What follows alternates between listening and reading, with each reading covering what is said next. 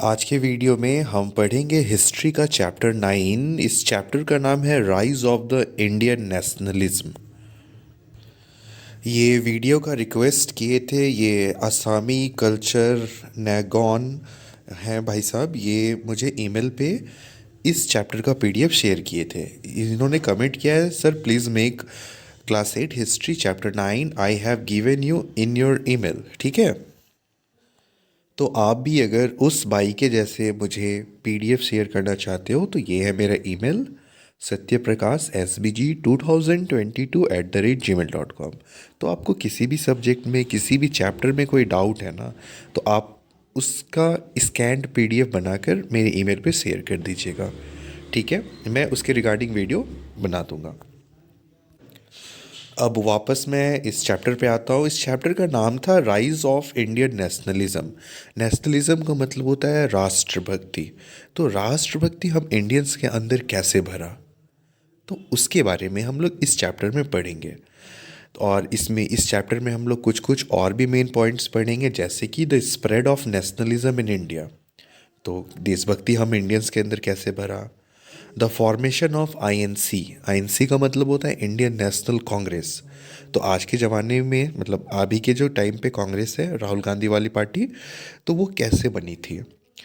M and objective of INC, और क्यों बनी थी, क्या एम था, क्या मकसद था इंडियन नेशनल कांग्रेस बनने का। The moderates and radicals. और हम लोग पढ़ेंगे कांग्रेस में ही ना दो तरह के लोग थे। एक थे मॉडरेट। मॉडरेट का मतलब होता है जो शांत स्वभाव के थे। और एक था रेडिकल, जो हमेशा हाई टेम्पर रहता था, सिर्फ वो मारपीट करके मतलब जल्दी अब फ्रीडम चाहता था। तो उसके बारे में हम लोग देखेंगे। ठीक है, तो अभी हम लोग लाइन बाय लाइन पढ़ने स्टार्ट करते हैं, फिर धीरे धीरे करके समझते हुए पूरे चैप्टर को कंप्लीट करेंगे। Rise of Indian nationalism. In Europe, the spirit of nationalism was influenced by the new idea of liberty, equality, and fraternity, and it grew in order to get rid of exploitative monarchies. But in India, nationalism emerged out of the desire to be free of British control. आपने इस book के chapter 1 में पढ़ा होगा Renaissance. ठीक है, Renaissance chapter पढ़ा था ना आपने, रेनेसा इन यूरोप। तो रेनेसा में क्या हुआ था ना कि जो यूरोपियन कंट्रीज थे ना मोस्टली सारे, तो उन यूरोपियन कंट्रीज़ को रूल करते थे राजा। यूरोप के जितने भी देश थे ना, उसमें राजा मोस्टली रूल करते थे, और राजा अपने अकॉर्डिंगली देश चलाते थे। तो वहाँ के लोग परेशान हो गए थे, और फिर उन्होंने सभी ने डिसीजन लिया, सारे देश के लोगों ने डिसीजन लिया, और फिर सभी ने वहाँ से मोनार्की हटा दिया। मोनार्की का मतलब ये होता है ऐसा देश जहाँ पे राजा रूल करे। ठीक है, बट इंडिया में ऐसा नहीं था। इंडिया में जो लोगों के अंदर नेशनलिज्म, देशभक्ति जागा, वो इस बस एक ही बात था इंडियंस के अंदर कि भगाओ इस अंग्रेज़ों को। ठीक है, इन अंग्रेज़ों के अंडर हमें रूल अब नहीं करना है। ठीक है, अब हमें गुलाम नहीं रहना है इनका। अब इन लोगों को हटाओ और हम लोग अपना अब गवर्नमेंट बनाएंगे। ठीक है, तो इस वजह से हम लोग के अंदर नेशनलिज्म जागा था। Different sections of the Indian society expressed their dissatisfaction against the British in various ways. In 1870, the Deoband school of Saharanpur, started by the ulemas, generated a feeling of hostility against British rule among its pupil. फिर है the Kuka rebellion in 1866 of the Sikh led by Guru Ram Singh Ji was a protest against the British policies. It was brutally suppressed in 1872. Brutally मतलब बहुत बुरी तरीके से इस आंदोलन को दबाया गया था 1872 में।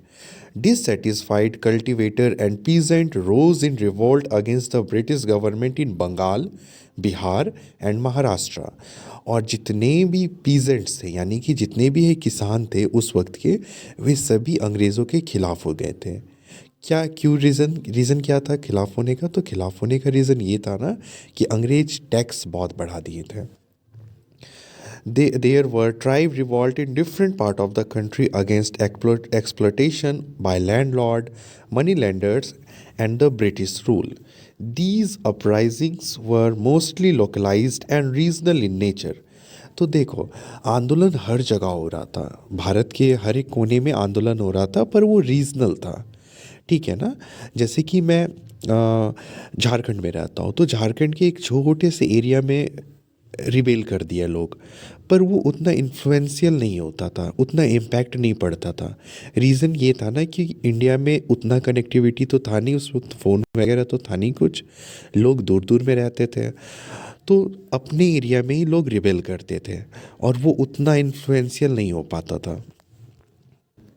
इसलिए ये इन रिवोल्ट्स का ना इम्पैक्ट ज़्यादा नहीं पड़ा।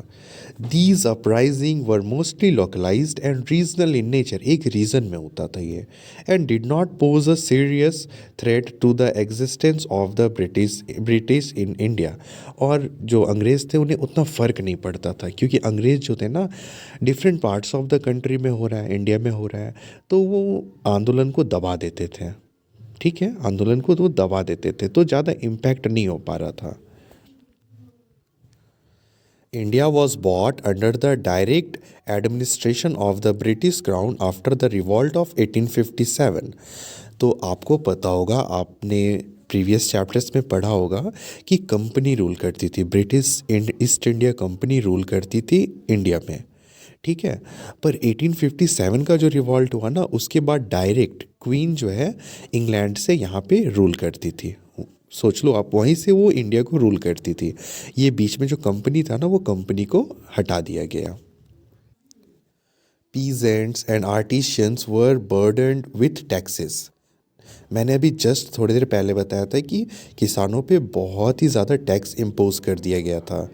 तो यहाँ पीजेंट और आर्टिशियंस, जितने भी आर्टिस्ट थे, कलाकार थे, सभी पे बहुत ज़्यादा टैक्स लगा दिया था। British revenue policy destroyed indigenous industries. ठीक है, जो भी इंडस्ट्री थे यहाँ पे, जो हाथ से चीज़ें बनाई जाती थी, कलाकारी की जाती थी, वे सभी इंडस्ट्री बंद हो गई। क्यों? क्योंकि टैक्सेस बढ़ गए थे उस पर। The influx of foreign goods and discriminatory trade policy ruined many crafts and led to massive unemployment। और पूरा बेरोजगारी छा गया था पूरे इंडिया में। Widespread poverty embittered the entire country। ठीक है, पूरे देश में हम लोग का बहुत गरीबी था उस वक्त। There were frequent famines in which million died. और हर वक्त कुछ कुछ पीरियड में 2-3 साल में एक बार भुखमरी आ ही जाता था, सुखाव पड़ ही जाता था, जिसकी वजह से फसल नहीं हो पाती थी और पूरा भुखमरी हो जाता था। जिस जिस हर एक भुखमरी में ना कम से कम 10 लाख लोग मरते थे। और आपको तो पता है 10 लाख मतलब 1 मिलियन, तो 1 मिलियन लोग हर फैमिन में मर जाते थे।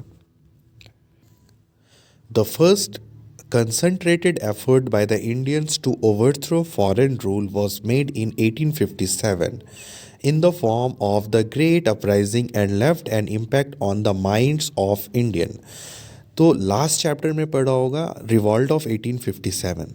तो उस चैप्टर में आपने देखा कि पूरा इंडिया एकजुट हो गया था अंग्रेज़ों से लड़ने के लिए। तो उस वक्त के बाद से ही ना यहाँ पे लोगों के अंदर अब ये माइंड में आ गया था कि रहना है, पर अंग्रेज़ के अंडर नहीं रहना है, अंग्रेज़ को यहाँ से भगाना है उसके जगह पे। The British brought the whole country under their control after the revolt of 1857। आपको पता है कि the first war of independence वो हुआ था 1857 में, और वो वॉर को हम लोग हार गए थे। तो हारने का रीज़न बहुत सारा है, जो कि हमने प्रीवियस चैप्टर्स में देखा। ठीक है ना। पर इसके बाद ना अंग्रेज़ को समझ में आ गया था कि इंडियंस मारता बहुत है, इसीलिए अब कुछ भी करके हम लोग को बहुत स्ट्रिक्ट रहना होगा, अंग्रेज़ को ऐसा लगा। तो वही यहाँ पे लिखा गया है, the British bought the whole country under their control after the revolt of 1857। तो अंग्रेज पूरे इंडिया को अपने कंट्रोल में ला दिए थे। तो कैसे लाए थे? By the government of India Act of 1858। This act established uniform law and administration throughout the country। This created political unity in the country। British officers communicated through their postal and telegraph system, and this gave a spirit to the line of the network between distant regions। और इस वक्त तक telegraph ये सब जो है, ये telegraph हो गया और पोस्टल हो गया सिस्टम, ये सब का इन्वेंशन हो चुका था। तो जो भी डिस्टेंट में थे ना, तो ये लोग एक दूसरे से कम्युनिकेट करके खुद को अपना नेटवर्क बहुत स्ट्रांग बना लिए थे। The British introduced modern education only to create an educated class who would help them in administrative work.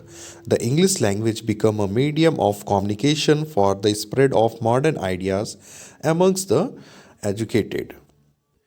जो लोग थे ब्रिटिश, वो इंट्रोड्यूस किए थे यहाँ पे एजुकेशन सिस्टम, और उनका एजुकेशन सिस्टम ऐसा था ना कि ये पढ़ा लिखा नौकर बना सके। ठीक है, क्योंकि ना वो तो खुद रूल करने के लिए इंग्लैंड से यहाँ आए थे। अब अकेले वो रूल कैसे करेंगे, उनको कुछ लोग चाहिए ना, तो पढ़े लिखे नौकर वो इंडियंस को बनाए एजुकेट करके। नेक्स्ट पॉइंट है, The spread of Western education had given the Indian a democratic and nationalist perspective. अब चूंकि इंडियन जब पढ़ने लिखने लगे ना, तो इनको डेमोक्रेटिक और नेशनलिस्ट पर्सपेक्टिव समझ में आने लगा। डेमोक्रेटिक का मतलब होता है एक ऐसा देश जहाँ पे जो सरकार होती है ना, वो लोग चुनकर बनाते हैं। तो लोगों के अंदर ये भावना आ गई कि इंडिया भी एक ऐसा डेमोक्रेटिक देश बनेगा जहाँ पे लोग सरकार बनाएगी और अंग्रेज के गुलाम हम लोग नहीं रहेंगे। The next point is the spread of western education. ठीक है, it made them conscious of their rights and introduced them to the ideas of freedom and liberty. चूँकि अब लोग जब पढ़ने लिखने लगे थे ना, तो इनको अब फ्रीडम और लिबर्टी का वैल्यू पता चलने लगा, और ये उसके लिए अब लड़ना शुरू कर दिए थे। जैसे आज के ज़माने में लोग कितना इन्फ्लुएंस होते हैं ना, व्लॉगर्स को देख के, यूट्यूबर्स को देख के बहुत ज़्यादा इन्फ्लुएंस होते हैं। और तो उस वक्त उस ज़माने में ऐसा वीडियोस वगैरह तो नहीं होता था, बट न्यूज़पेपर होते थे। प्रिंटिंग प्रेस का इन्वेंशन हो चुका था उस वक्त तक। तो the newspaper in English and local languages voiced the aspirations of the people and became a powerful instrument for spreading national consciousness। और लोगों के अंदर ना देशभक्ति की भावना जागने लगा। जो राइटर्स थे वो बहुत अच्छे अच्छे बात लिखते थे देशभक्ति को लेके, और लोग जब उसको पढ़ते थे ना, तो लोगों के अंदर खून खौल जाता था कि नहीं, अब तो चाहिए आज़ादी। Newspapers such as the Hindu, Patriot, Amrit Bazar Patrika, Kesari, Maratha advocate ideas of nationalism and influenced many people. ठीक है, तो लोग न्यूज़पेपर पढ़ के ना लोगों के अंदर ये नेशनलिज्म की भावना जागने लगी। The works of scholars and writers like Bankim Chandra Chattopadhyay, Bharatendu Harishchandra, Rabindranath Tagore, Subramania Bharati and other also played an important role in arousing the national sentiments। तो स्कॉलर का मतलब होता है विद्वान। ठीक है, तो बहुत सारे विद्वान आए, जैसे कि ये जो रविंद्रनाथ टैगोर है, ये जो हमारा नेशनल एंथम जन गण मन है, वो यही लिखे हैं। तो ये सब ऐसा ऐसा सॉन्ग सब लिखते थे ना, जिसे पढ़ने के बाद ना हमारे अंदर पूरा देशभक्ति, पूरा हम लोग मोटिवेटेड हो जाते हैं। नहीं, अब अंग्रेज के अंडर नहीं रहना है, अब चाहिए हम लोग को आज़ादी। समझ रहे हो ना। सेकेंड लास्ट पॉइंट है, European scholars like Max Muller and William Jones took interest in ancient Indian literature. Their effort led to the rediscovery of India's past glory। तो देखो, सारे अंग्रेज बुरा नहीं थे। ठीक है, अंग्रेज का लेट इट बी, कुछ अंग्रेज ऐसे थे ना जो कि इंडिया के लिटरेचर, इंडिया के कल्चर, इंडिया के हेरिटेज से इतना इन्फ्लुएंस हुए ना कि वो सब का दिमाग खराब हो गया, दिमाग एकदम लिटरली हिल गया उस सब का। और वो सब इंडिया को मतलब चाह रहे थे कि इंडिया अपना फ्री हो, और इंडिया का जो रिच हेरिटेज है, इंडिया का रिच कल्चर है ना, वो प्रिजर्व रहे। तो इनमें से कुछ नाम ये लिखे गए हैं यहाँ पे, जैसे मैक्स म्यूलर हुआ, विलियम जॉन्स हुए, तो ये कुछ लोग हैं ऐसे। लास्ट पॉइंट है, The British considered themselves superior to the Indians. Resentment against the degradation contributed to the growth of nationalism and patriotism. Example से आप समझो कि अगर आपका कोई फ्रेंड है, ठीक है, वो मान लो ना, देखो पढ़ाई में तो सब सेम नहीं होता, बट आप मान लो कि वो थोड़ा सा ना बढ़िया है पढ़ने में, आप भी बढ़िया हो, पर आपका जो कोई फ्रेंड है ना वो बहुत बढ़िया है, फिर वो आपको चिढ़ाने लगा कि मैं तो इतना अच्छा हूँ, ऐसा हूँ वैसा हूँ, तो आपके अंदर ये थोड़ा सा, आपको बुरा तो लगेगा ऑब्वियसली, है ना, आपको बुरा लगने लगेगा, तो आप क्या करोगे फिर? तो आपके अंदर ये आएगा ना कि मैं भी बहुत मेहनत करके उससे ज़्यादा बेहतर हो जाऊंगा। तो वैसे ही ना, उस वक्त जो ब्रिटिश पीपल थे ना, वो इंडियंस को बोलते थे कि मतलब हम लोग बहुत बुरे हैं, इंडियंस बहुत बुरा है और वो बहुत अच्छा है, यानी कि वो खुद को बहुत सुपीरियर बताता था और हम लोग को इन्फीरियर बताता था। तो हम लोग के अंदर ये भावना हो गई थी कि दिखाएंगे तुमको, एक दिन तुमको भगा के दिखाएंगे यहाँ से। ठीक है, तो ये चीज़ भी ना हम लोग के अंदर देशभक्ति की भावना भरने में काम आई थी। ठीक है ना। इमीडिएट फैक्टर्स, इमीडिएट का मतलब क्या होता है? इमीडिएट का मतलब होता है तुरंत। तो कुछ कुछ ऐसे इंसिडेंट हुए थे ना जो तुरंत भारतीयों के मन में देशभक्ति की भावना पूरा भर गया था। कुछ कुछ ऐसे इंसिडेंट थे। तो पहला था repressive policies of Lord Lytton. ठीक है, तो लॉर्ड लीटन क्या किए थे? लॉर्ड बोलना ज़रूरी नहीं है, आप लीटन ही बोलना, ठीक है। तो the vernacular press act of 1878 imposed severe censorship on the Indian press, newspaper and journals. This heavily curtailed the freedom of speech.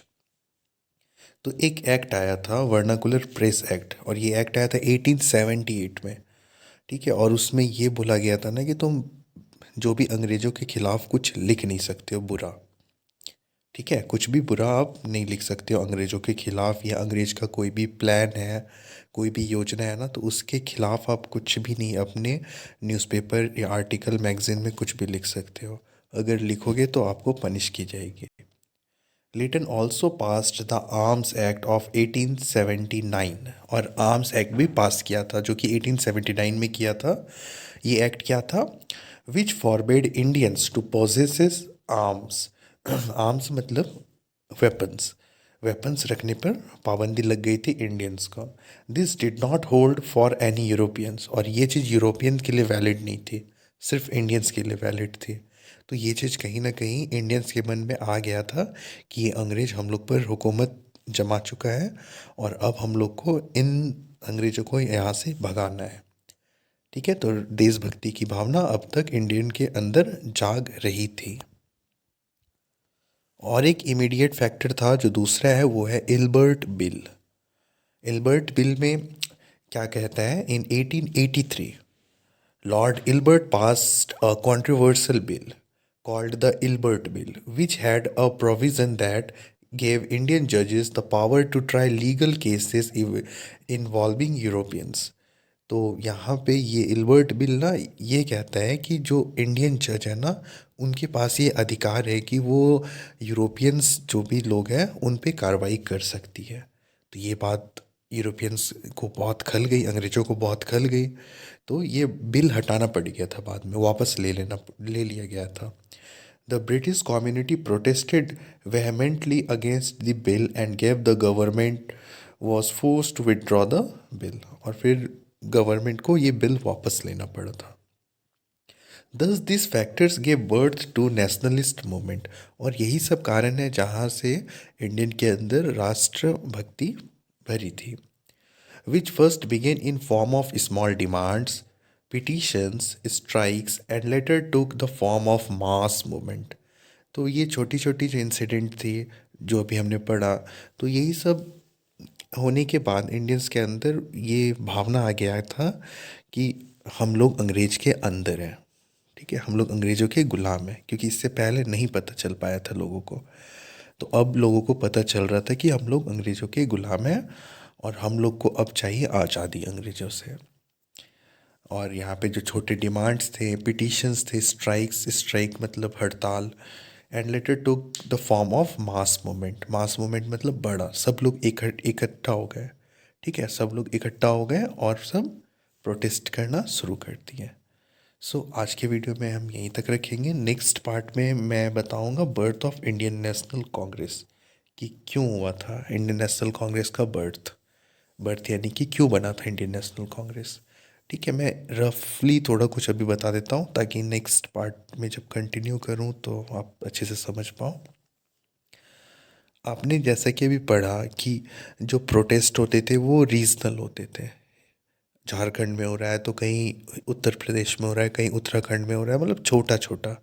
कोई एक प्रॉपर प्लेटफॉर्म नहीं था कि कोई आवाज़ उठा सके।